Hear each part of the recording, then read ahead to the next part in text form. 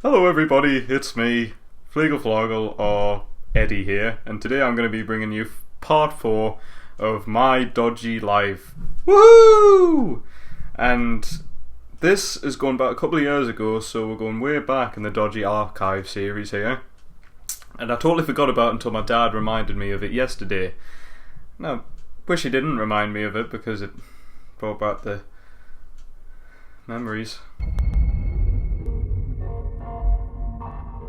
Anyways, so yeah, now I realise that it's still September, but I'm telling you, this could count as a horror story, perfect for Halloween. It's that bad. So, as a typical English family does on a Friday night, we wanted to have some fish and chips. So we went to a fish and chips place in Chelsea Street. It's not the nicest place if you happen to be around the Durham area, which is a nice place.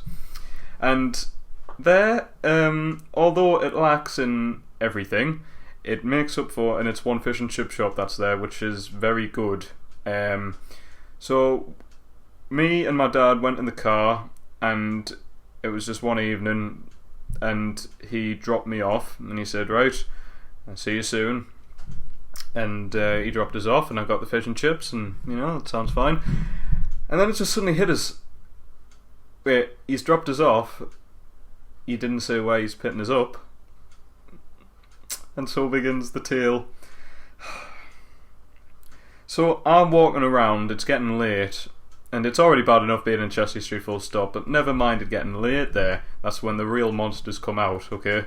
So I'm just wandering around this place, and I'm like, where's he waiting for us, I'm trying to think of like car parks and other places where you could, literally park his car and we could go, and I couldn't find him. So I'm trying to walk around, and some of the strangest things were there. Honestly, it was pretty scary.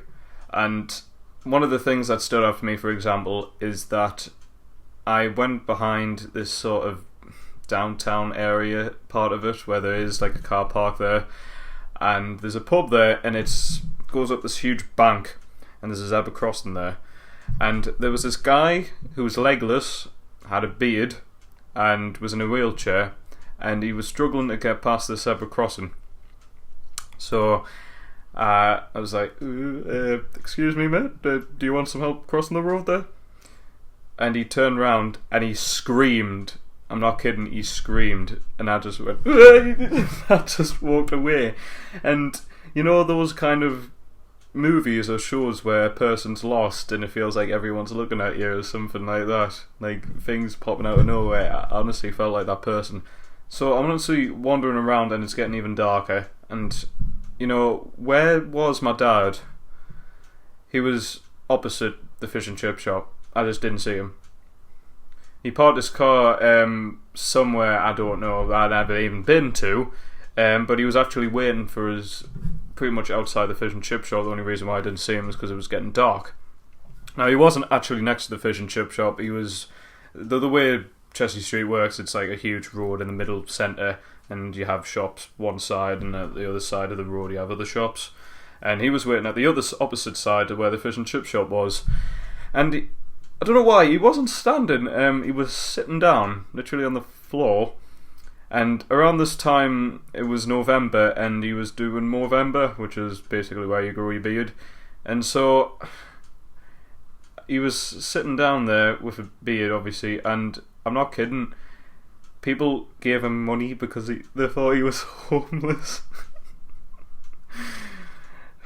And so I wish he'd done that before, because we could have put that money towards the fish and chips, That was strange.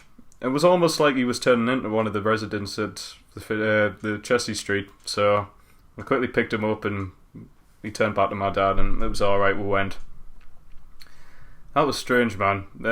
I think the only moral I can give there is, if you happen to be within the North East, I wouldn't go to Chelsea Street unless it's daytime, or you just go into the fish and chip shop that's there.